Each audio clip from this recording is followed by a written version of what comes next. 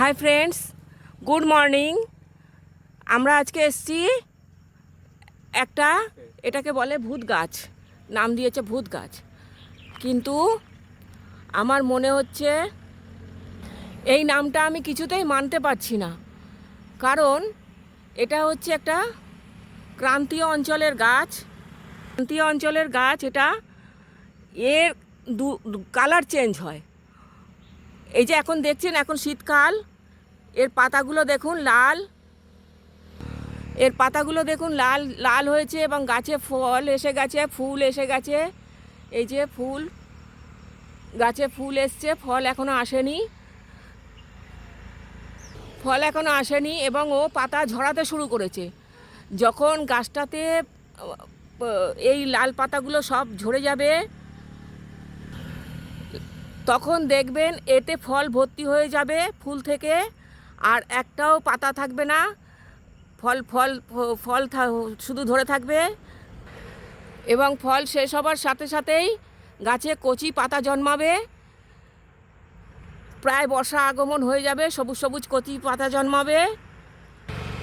তখন গাছটা, পাতাটা সবুজ হয়ে যাবে এবং বডিটা এই যে দেখছেন এখন হোয়াইট অ্যান্ড গ্রিন বডিটা, তখন এই হোয়াইট অ্যান্ড গ্রিন থাকবে না, তখন সাধারণ কাঠের মতো কালার নিয়ে নেবে। এই এই যে রূপ চেঞ্জ করে এক বছরের মধ্যে গাছটা, এবং এর এই যে এখন দেখুন বডিটা হোয়াইট অ্যান্ড গ্রিনিশ, এই যে কালারটা দেখছেন কত সুন্দর। এবং এই সানলাইট, এবং এই যে দেখছেন এটা কাণ্ডটা, এই কাণ্ডটাতে যখন পড়ন্ত সূর্যের রোদ্দুর পড়ে, তখন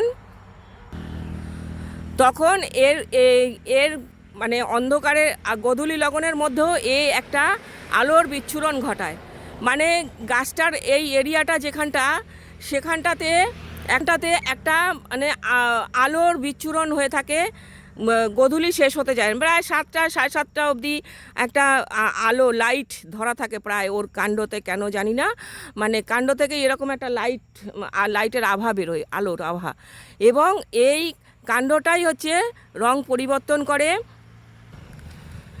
এবং এর কাছে গেলে না একটা শীতলতা অনুভব হয়, খুব প্রশান্তি লাগে, শান্তি লাগে। এই যে আমি এখন এখানে জঙ্গলে দাঁড়িয়ে দাঁড়িয়ে ভিডিও করছি, আমার কাছে একটা ঠান্ডা আবহাওয়ার পরিবেশ লাগছে। এই গাছটা একমাত্র ক্রান্তীয় মালভূমি অঞ্চলেই দেখা যায়। এরা খুব রুক্ষ প্রকৃতিতে জন্মায়, এদের বেশি জলের দরকার হয় না, সেই জন্যই লোকে একে ভূত গাছ বলে ডাকে। কিন্তু আমার কোনো গাছকে এইসব ভূত, এ তো দেহ রয়েছে, এ তো শ্বাস শ্বসন করছে, শ্বসন প্রক্রিয়া করছে, প্রকৃতিকে অক্সিজেন দিচ্ছে। আমার কোনো গাছকে এরকম বাজে কথা বলতে ভালো লাগে না, আমি সেই জন্য একে ভূত গাছ বলতে নারাজ। Thank you.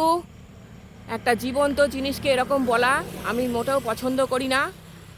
Thank you. ভিডিওটা ভালো লাগলে অবশ্যই একটা লাইক, শেয়ার, কমেন্ট করবেন এবং আমার চ্যানেলটাকে সাবস্ক্রাইব করবেন, আমার পাশে থাকবেন। আরও নতুন নতুন ভিডিও যাতে আমি আপনাদেরকে দিতে পারি, আপলোড করতে পারি। এবং এই যে দেখছেন, আমি প্রায় জঙ্গলের কাছে এসেই পুরো চারিদিকে দেখুন জঙ্গল ভর্তি, জঙ্গলের মধ্যে ঢুকে আমি প্রায় ভিডিওটা করছি। এরকম আপনারা যদি আমাকে সাহায্য করেন, দেখুন চারিদিকে শুধু জঙ্গল আর জঙ্গল। আমি আপনাদেরকে আরও অনেক নতুন নতুন জিনিস, এখানে অনেক নতুন নতুন অজানা গাছ আছে, দেখাবো। Thank you.